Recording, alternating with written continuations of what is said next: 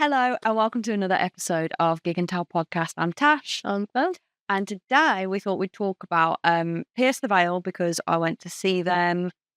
It was a couple of weeks ago now. We didn't record last week because we were on holiday. But the week before that, I went to see Pierce the Veil. So it was at the Birmingham NIA, which is now Utilita Arena, but I always refer to it as the NIA. I can't get it out of my head because that's always what it was when we were growing up. Um, but I went with my friends from school, two of my school friends. And you didn't come to this one, did you? no, I didn't know. I saw Pierce the Veil back in 2014 or 2015. I think it might have been 2014, but don't quote me on that. They played at the Academy in O2 Academy in Birmingham, I'm pretty sure. I went with the same people plus a few extras back then. And it was really good. They headlined with Sleeping with Sirens when I saw them before. I'm pretty sure it was a double headline. I don't think it was a support act thing. I'm pretty sure it was a double headline. And that was so good. So I was really excited to see them again this year because it's been a really long time since I have seen them. And they didn't fail to exceed my expectations. They were very, very good. Um, there was a lot of support. No, that was one thing that I didn't love about it.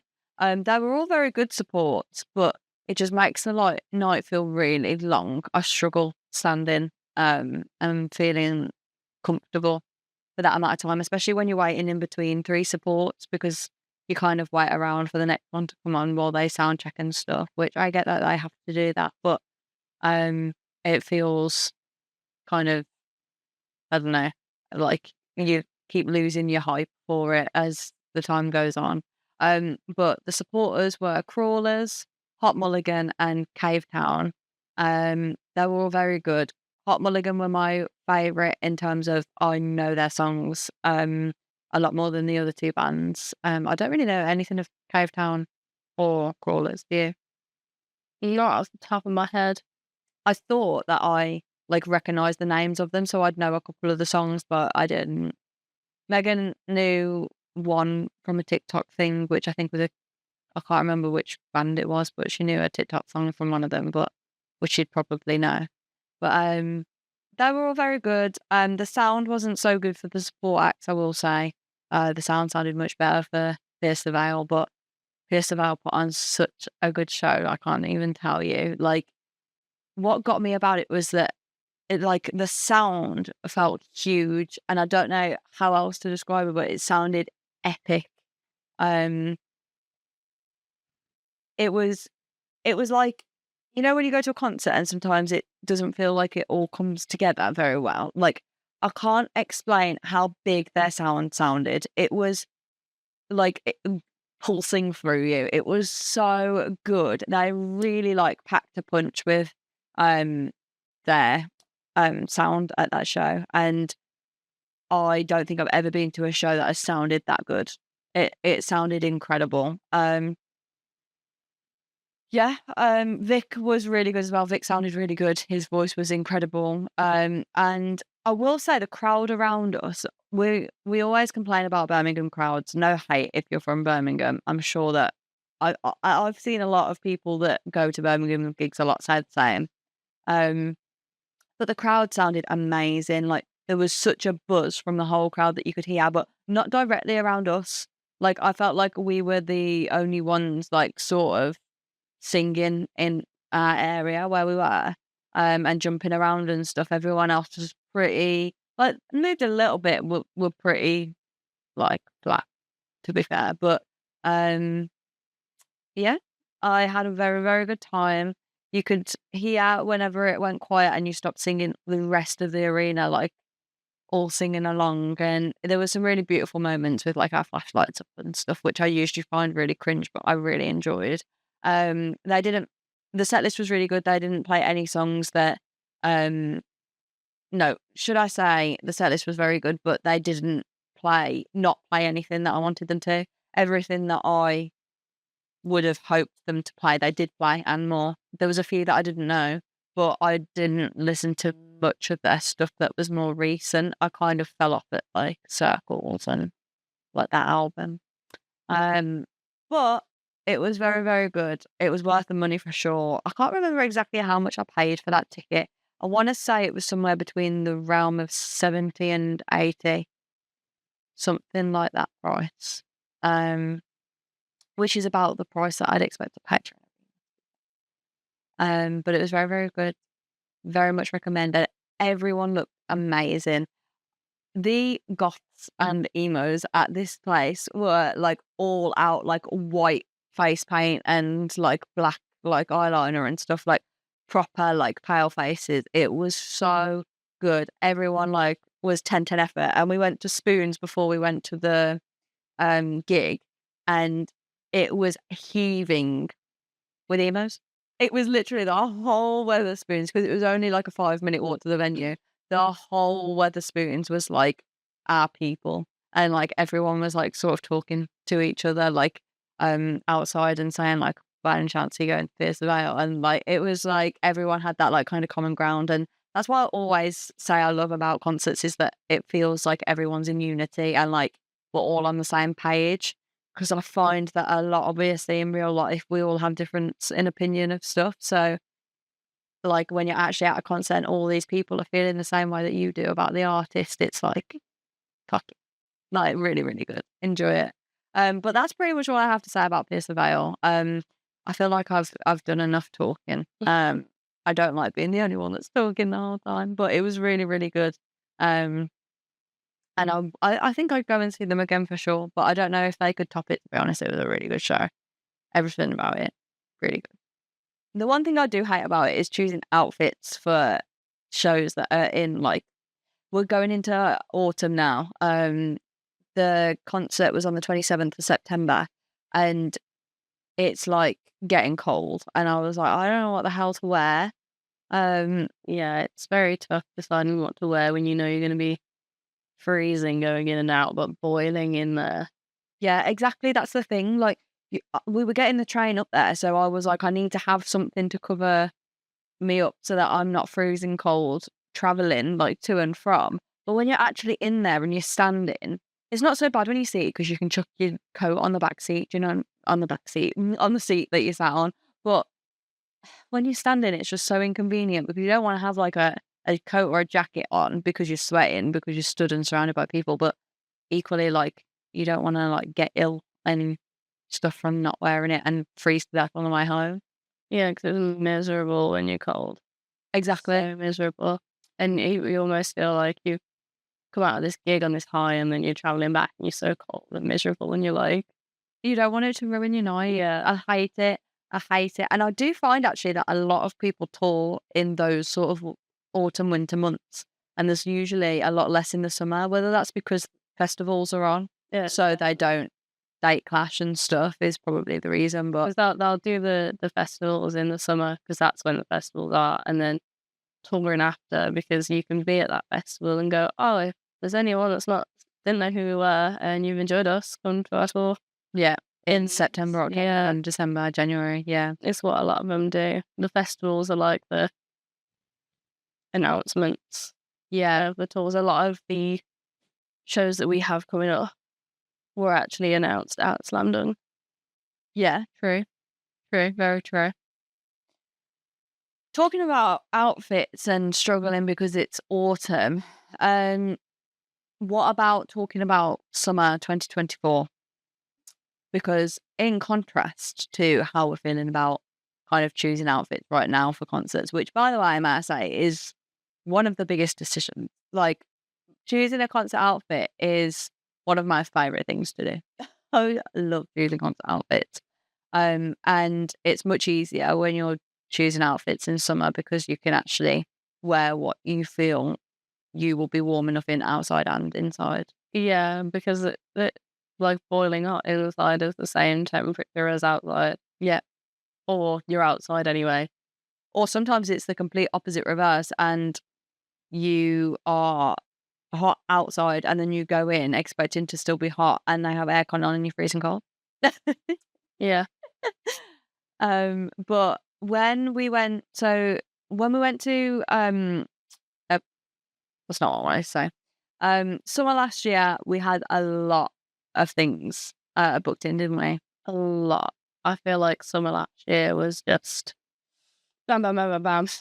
Yeah, Show it after was show. non-stop. We had so much booked, and I feel like that is the first summer where it's been, like, back-to-back concerts because, like you say, people don't tend to do that in summer, and so we called it summer tour for 2024, Yeah. because we had a lot on. Yeah, we had massive gaps in 2024, so I think we've separated them into like summer tour and like winter tour. Yeah, actually we did. So do you wanna talk about a little bit about that and what we did and what we saw and who we saw? Yeah, I feel like we eased into it with summer 2024. We had a couple of shows in the May that were much, much, much smaller than the Yeah, ones low that we key. had later on. So we kicked it off with New Rules, Mhm. which was an incredible night. It was like the smallest room at the O2 Institute, Yeah. right up the top of the stairs. Yeah, that was a really good you know what? I know it was really small, but I would put that up there with, like, some of my favourite concerts ever. It was so good. I think a massive thing with the smaller ones is like there are people that like everyone there is genuinely there to just see the artist they love Mhm, and they'll know every song. mhm. Uh, when you get the bigger gigs, okay, there are people that are just there to see their favorite artist, but there's a lot of people that have maybe heard one song on TikTok and gone, yeah, I'll go see them, but actually they're just waiting for the encore to hear that one song, and they actually don't know anything else. Or it'll be a lot of families with children in arenas, I feel, compared Which is fine, but the vibes just aren't the same. yeah, New Rules was a room full of girls Yeah, that it were was. just there to see a band that they like. Yeah, it was really, really good, and New Rules are they still a band without They're still a band. they're still a band? Yeah. Okay, cool. So we went to see them when they were a three-piece. I believe now that they're a duo. Yeah, they're just two-piece now. Um, but they were really, really, really good when we saw those. And I always find it nice because you have their families there as well when they're like smaller gigs. Like I remember seeing their girlfriend, well, one of the bandmates' girlfriends there and stuff, which was nice. Um, and yeah, it was a nice way to ease into tour after after kind of winter. I feel like we'd gone through kind of a dry patch Yeah, between January and May. we didn't have much at the start of last year. Oh, I think that we might have gone from New Rules into Green Day. no, so we had Big Time Rush next. Oh, yes. Controversial. Yeah, so we found out a little bit too late about I found out there because you told me while we were at the concert. Because I was like, I have no idea what you're talking I didn't know. So while we were in there, Tash got a message from a friend saying she really wanted to go, but she didn't want to like give them her money because of all the controversy behind Big Time Rush. We didn't find out until we were already there. Um, so it was a bit late. And otherwise, we probably also would have been in the same boat. That's on us for just not realizing. Yeah, I hadn't seen that anywhere, but then when we researched it, it was a big thing. Yeah, Um, which is sad because they're such a childhood nostalgic band for me that yeah. it makes me sad. Such an unexpected crowd there, though. There was so many guys there. There were so many guys, and I was all there for it, but very unexpected because when we went to stuff like iParty and that kind of like when you think of like Disney Channel and Nickelodeon and stuff like that, you think that it was predominantly girls watching, but apparently not. Apparently, a lot of guys like Big Time Rush. Well, they got into them with the new music that I haven't listened to. Yeah, It's maybe. hard to say. Because we didn't ask anyone. But a strange crowd at that one. Mm. Boiling hot 'cause it was at the O2 Academy, so we all wanted to die under that balcony where there's no aircon. It was an interesting one because I haven't seen in so long a whole group with routines for the whole thing.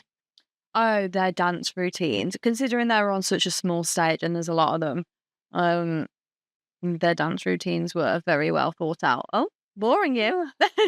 So tired. Yeah, their dance routines were like next level. We said we were going to learn some of them afterwards, and we never did. Yeah, no, because then we found out Oh yeah, about everything that had happened. So we were like, okay, Big Time Rush cancelled. Didn't know that. And then a few days after that, we saw Green Day, yeah, which was a huge moment for me. Like, I yeah. remember being a kid and a dad taking our brother to see Green Day, God knows how many times in how many different areas. And we were just too young. And then I know that they did the Hella Mega Tour, and I don't know why I didn't go. I think I hadn't discovered traveling for gigs then. Yeah, we never really went out of our way to until sort of maybe 2022. Yeah. We never, ever, ever went somewhere else for a concert, but now it's like something that I prefer to do. Yeah, and I was kind of gutted to have missed that because it was like Green Day and Fall Out Boy, wasn't it? On that, Oh, epic. that would have been insane. But I am also so glad that I saw them on the tour that we did in 2024, and they played Dookie in full, and they played American Idiot in full, and then a bunch of hits at the end. It was just more than my 12-year-old me would have ever expected to see, because like they are my two favorite albums. Yeah, From Green Day, they are the best albums from Green Day in my opinion. And you think I was born too late. I'll never see so many of those songs played. yeah. And we got to see all of them. I am so glad because I know a lot of people don't really like it when they play full albums, or like throwback to like previous albums. Like I know a lot of people like to listen to the current stuff and have like a bit of a mixture of everything sometimes, but the fact that they played those two albums through was literally my dream Green Day. And they did play a couple of newer ones as well. They played Bobby Socks and another one. Saviors, wasn't it? It was that was the name of the album. Yeah, Saviors. I don't know. I haven't listened to it all the way through.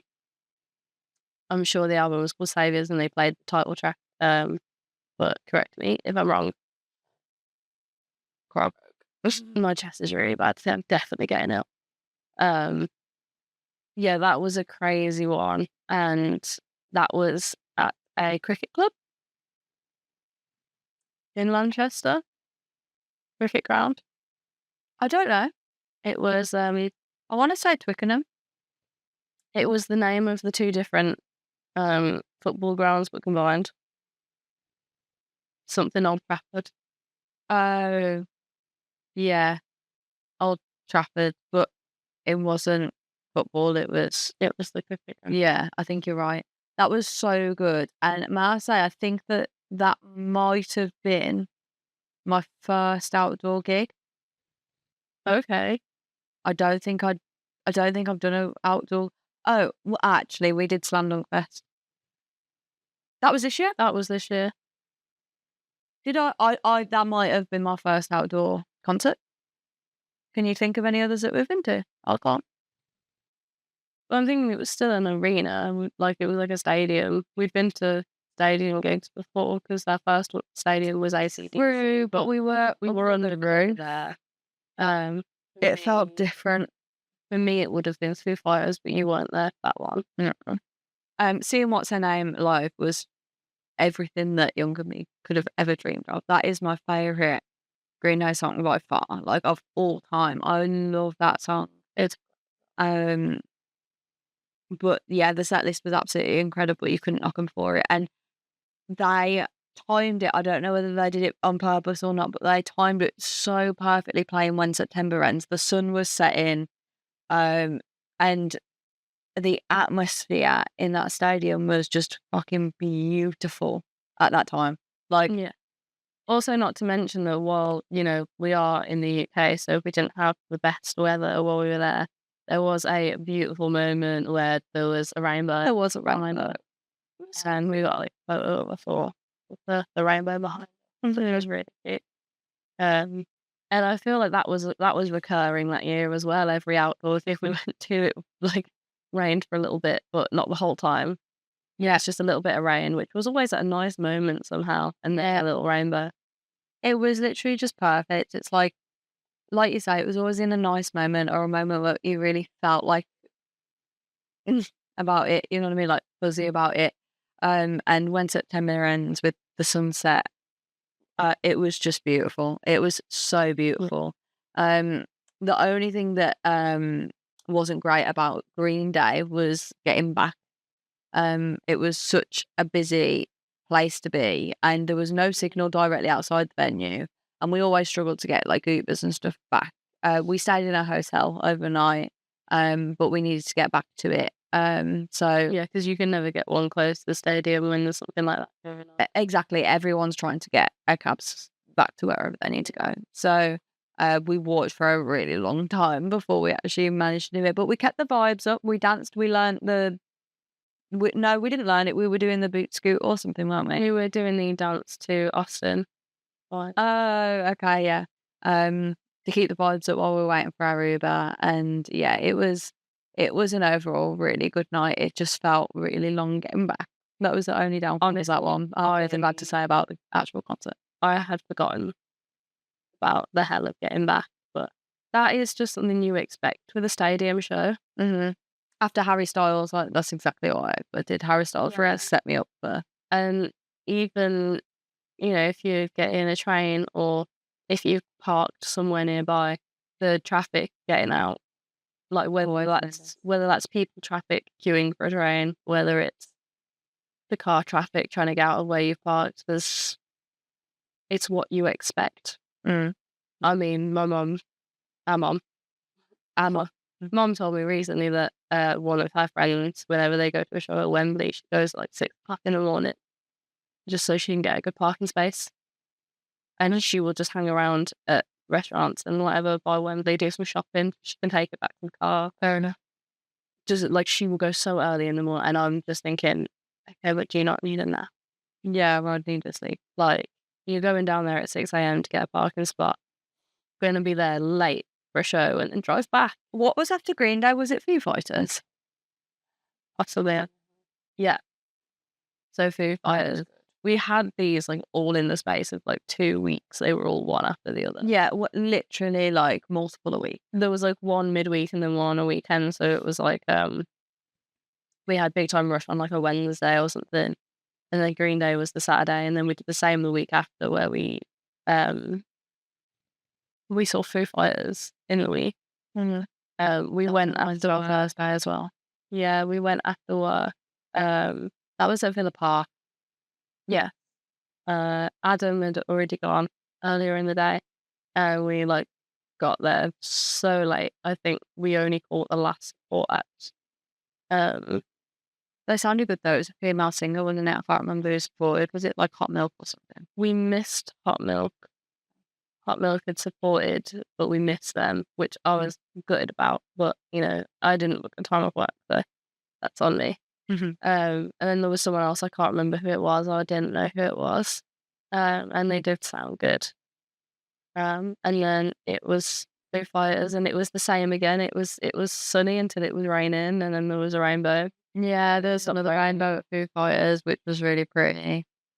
And again, I don't know whether we just go absolutely mental at a concert, but I do always feel like the people around us don't really move. And we were really close for Foo Fighters, and I expected the front pits to be like mad, and they weren't.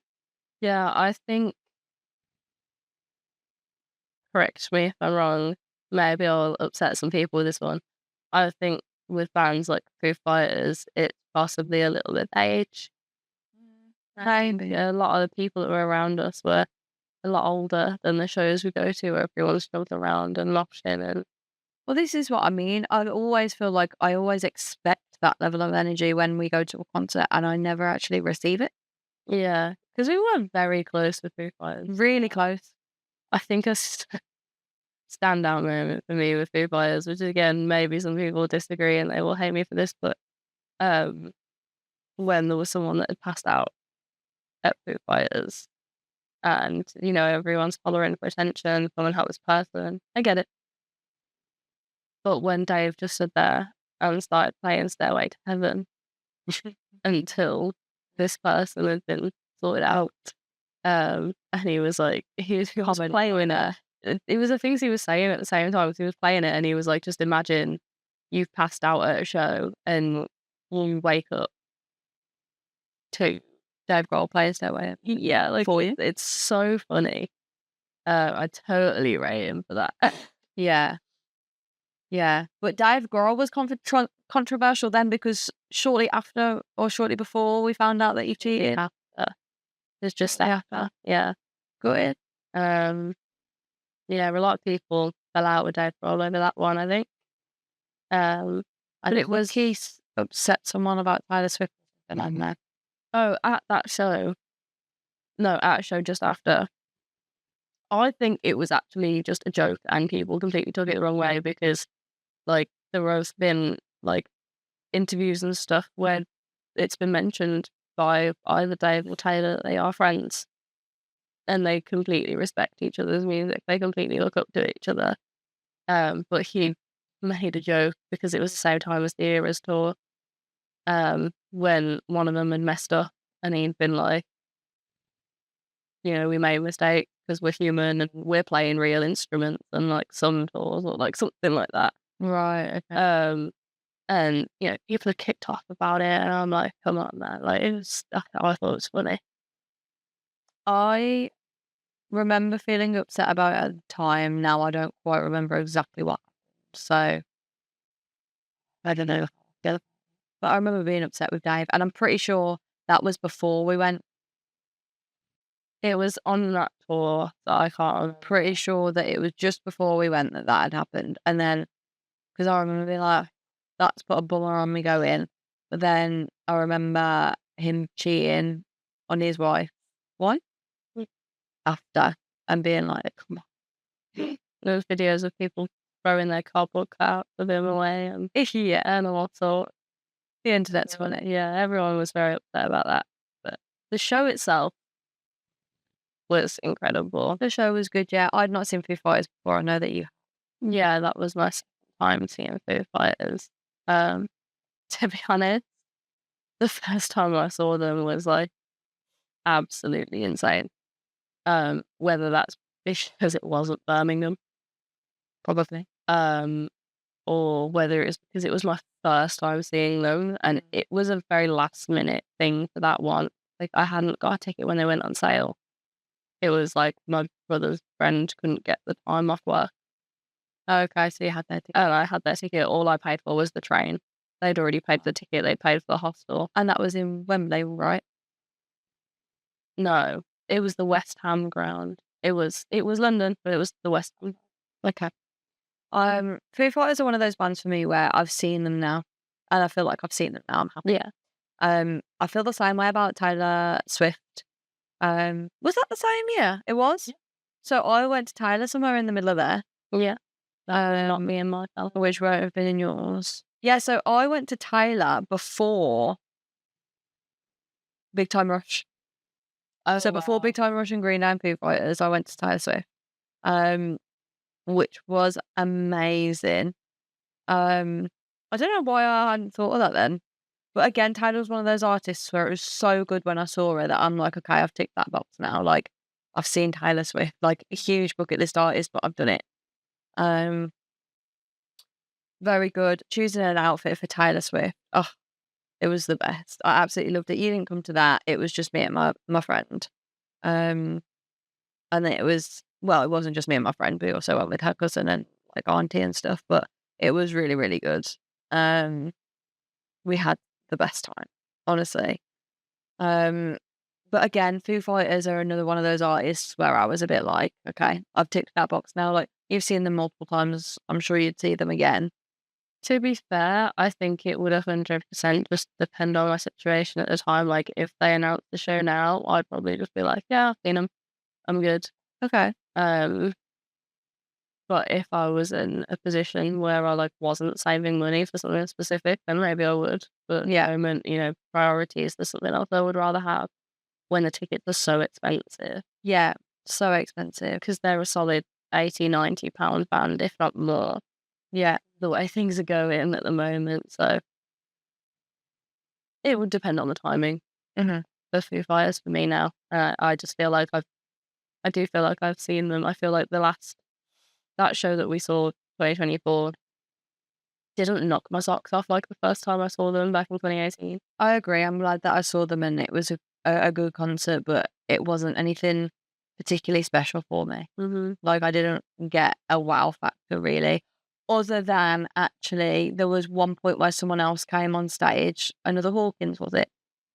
Yes, they brought out Taylor Hawkins' son, Yeah, play a couple of tracks on that it. made me cry.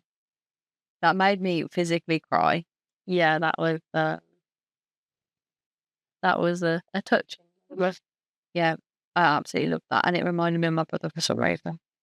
He drummed just like him. Yeah, and it's made His me really mannerisms and everything was very, very similar. yeah, Facial expression. yeah, I loved that. I remember getting home and finding clips of it on YouTube to show, like, mum and dad and, like, my boyfriend, et cetera, et cetera, 'cause I was so, like, "Oh my god," about that moment. Very much enjoyed that. But we saw Taylor Swift on the 13th of June, in Liverpool. Very, very, very good show. I mean, I know that the tickets are expensive, but you get a lot for your money. She puts on one hell of a show, and it's a very long set. And she said that was why she did it. I don't know if you've seen, she was asked in an interview why the tickets were so, no, why it was a 3-hour show. Why did you decide to make it so long? And she said, because wanted people to feel like they were getting what they paid for. fair. Um, and she was like, I wanted people to believe and feel like that was worth every penny. Yeah, it was, and that is exactly how everyone felt. I think really good. The only thing I'd change about that is being closer because we were in seated tickets, but obviously you just take what you can get when you're trying to get Taylor Swift tickets. But um, I was so grateful to be there, and the only thing that would have made it better would be if we were standing at the front. Yeah. One of the things that made me like secondhand happy with Taylor Swift was the year before. I'd gone to Paramore Mhm. and Jazz had said no because she couldn't afford it. And we tried to get her tickets for her birthday, but we just couldn't get any, so it already sold out. Um, and she said she was gutted that she hadn't gone to that. So when Paramore was supporting Taylor, I was like, yeah, she's got to see them, even if it's only as a support. Yeah, Paramore was really good actually, and no one really around us again knew much Paramore. It was an interesting choice. I know that like Hayley and Taylor are friends, and that's probably a big part of it, but just find it an interesting decision considering they're like typically from very different scenes. Yeah, I think that Hayley Williams has kind of delved into pop a lot more though over the last sort of Oh yeah, 10 years. yeah, for sure. Her more solo stuff has been more poppy. More really. The After Laughter Paramore album was very poppy. Even the one just before that was Still Into You on. That was Yeah, that was the self-titled album, wasn't it? It was just called Paramore. cool. Um, and to be fair, the one that they released after Laughter, I can't remember what it was called, but it had like This Is Why and stuff on. And Yeah. I had my music on earlier, and it, Spotify DJ played a couple of the new Taylor Swift songs, and I would say, to be fair, that some of them are quite similar to some of the songs on that album. Okay. Like the This Is Why, the Yes, Running Out of Time were kind of a similar vibe. I think it played me The Fate of Ophelia, which I did quite enjoy. It's a good song. I think this would probably, if I listened to it in full, would probably be a Taylor Swift album I might listen to. Wow. But it played me a couple. I can't remember what the other one was. But I would say it was kind of similar vibe to that Paramore album that I can't remember what it was called. I would love to talk about Taylor Swift album, but now is not the time and place. No. But that album is very good. So we went from Tyler on the 13th of June to then Big Time Rush on the 19th of June to then Green Day on the 21st of June, so 3 days later. So it was up in the Tuesday or something actually for that one.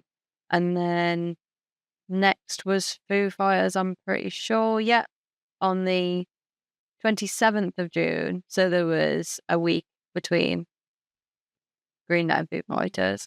And then the next one after that wasn't a concert. We went to iParty, which I mentioned earlier, but I didn't realise that was in the realm of Summer 24. Yeah, well, on that year, it was Party 101. The year before, it had been iPart.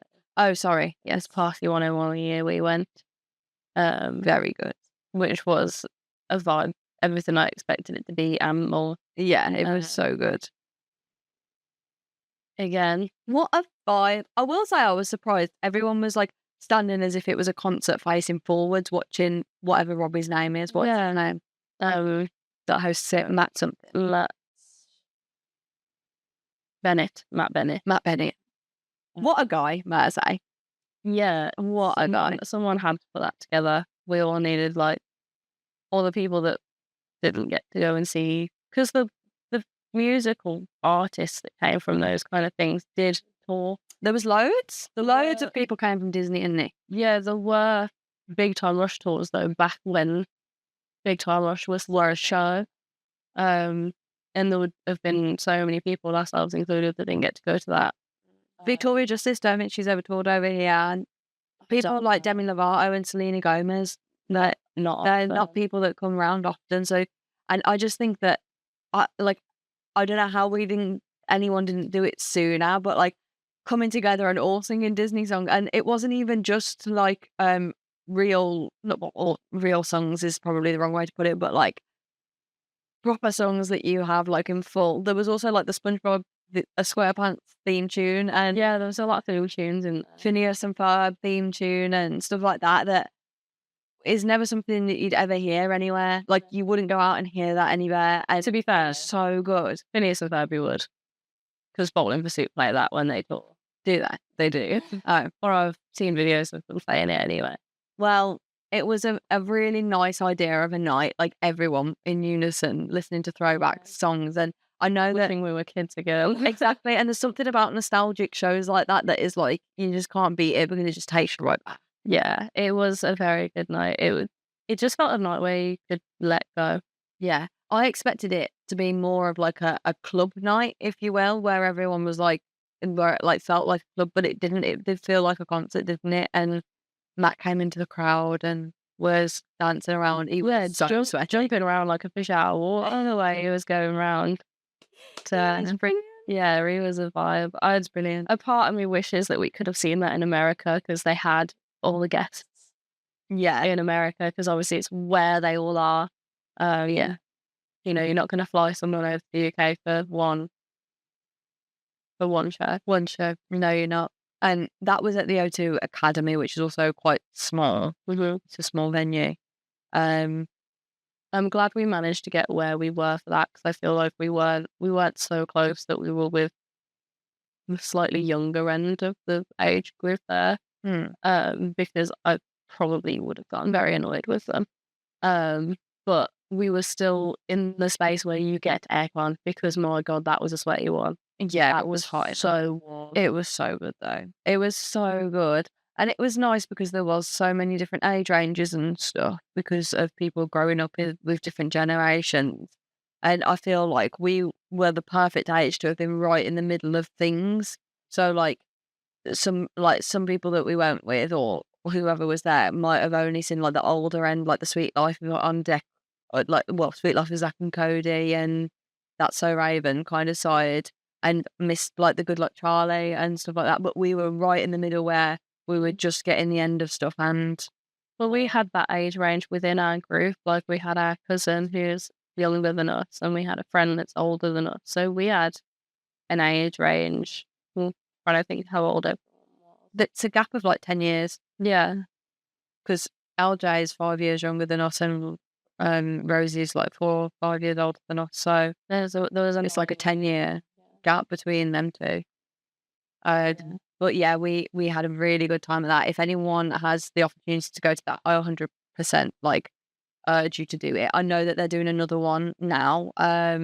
Probably would have happened by the time this episode goes up, but I'm sure October, November time they're doing another one here. Yeah, because we're not going. Because at the time that the tickets came out, unfortunately, we're adults now, and Gully has a mortgage to pay, and I've got a lot booked already. So yeah, unfortunately, Party 101 had to be the sacrifice. yeah, because it was like £40, which More than it was when we went. I'm sure we paid like 25. yeah, I think I Like, paid more like 25, but I don't even see how different it would be to last time. Like, it's something that if I hadn't done, I'd have been like, guys, we need to go. I've seen so many videos. yeah, But I don't see them doing it differently. I can foresee it being the same show again. definitely. And I don't think they've really got much else they could play. So, like, when you go to a tour, usually the artist has released a new album. So you're going to be seeing some new songs as well as the older ones. But with that, it is what it is. And we've done it. And as good as it was, I don't think you could top it. And because of how good it was before and how new it was and everything, I just don't think that if we did it again, we'd be trying to replicate something that we already perfected. Like, it was a perfect night. Yeah. And I didn't really want to. I feel like it's something I would do again in a few years. Yeah. Like when it's been a little while, but it's not something that I'm going to do every year. Like, because it's still going to be Hannah Montana, it's still going to be Victorious. It's still like, it's just going to be the same show. Like, if you took any of those songs out, people would be mad. Yeah. And I just don't, when you're doing something from that specific, like it's a very specific niche, I don't see what they would be able to do differently with it that would be worth paying that again so soon. Yeah. Look, we just saw it last year. The only thing that I feel like they could do with it is get more people coming on tour with it to do several shows and doing some more like live performance, because it wasn't like a live thing, it was a DJ set thing.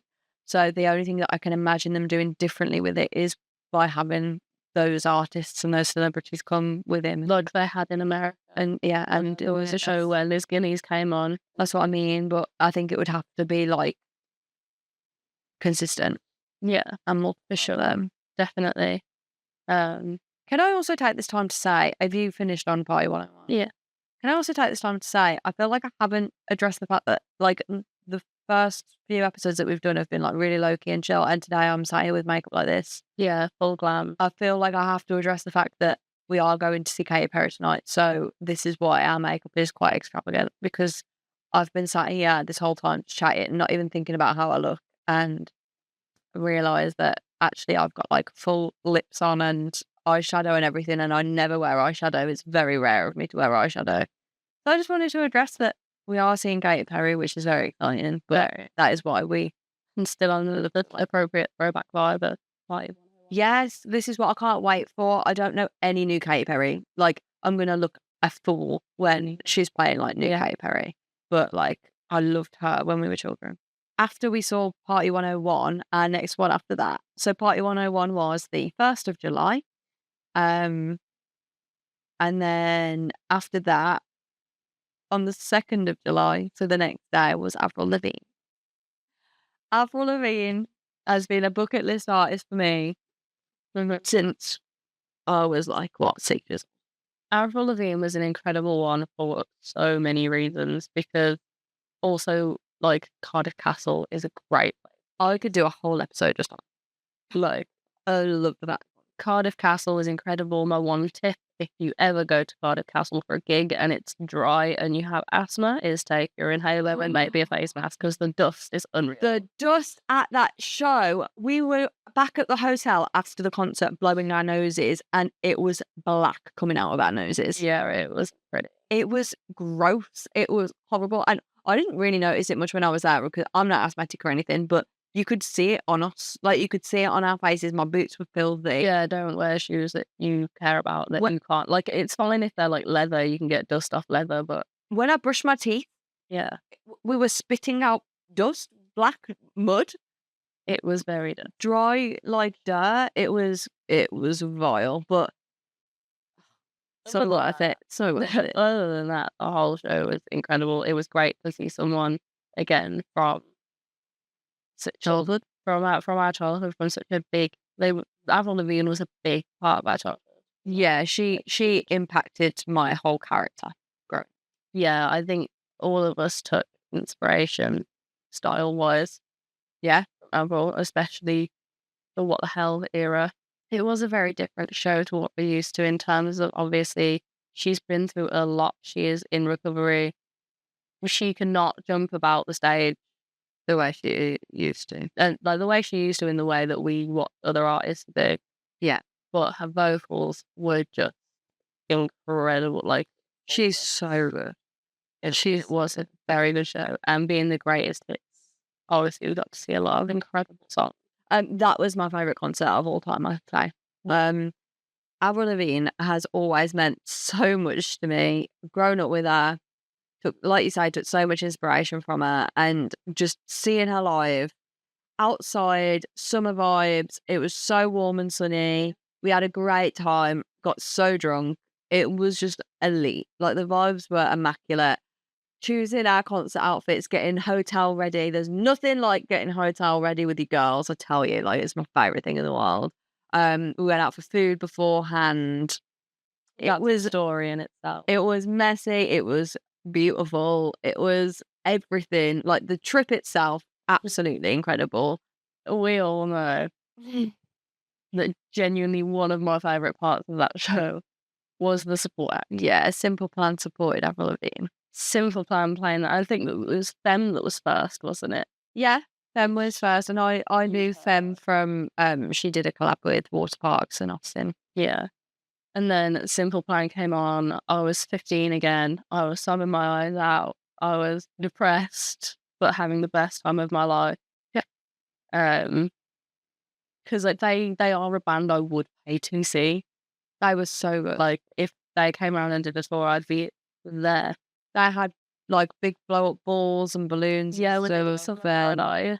It was just elite vibes. Yeah. The sunset was gorgeous. It was next level. Yeah, the vibes were immaculate. Like I can't even explain. Yeah, I can't fault that show at all. It was just through and through incredible. And if you ever get the chance to see an artist at Cardiff Castle, do it. Yeah, it was really good. Because The sound was incredible, vibes are incredible, just through and through. And I've heard other people say it about other artists that they've seen at Cardiff Castle is that it was just incredible. And they do like live events most summers. Mm-hmm. So like I was looking last year and there wasn't anyone I was interested in personally. I thought Adam would go because Idols were playing, but he didn't. I think he might have been playing himself that day or something. I don't know, but it's an incredible place for a gig. I would go see it. Like if someone else chose Cardiff Castle that I wanted to see, I would go. I believe our last one that summer was another absolutely incredible one. Yeah. Bizarre support acts came out of nowhere. I'm just looking at how it was. McFly. Yeah. Warwick Castle. No, the outdoor gig, it was the year of outdoor. Yeah, that one was the biggest day of the year and it was hard. Oh my God, I've never sweat like that in my life. But I mean, I remember getting into And I was wearing nothing. I remember getting into Warwick and we were too early to go in. And we were just looking for somewhere with aircon.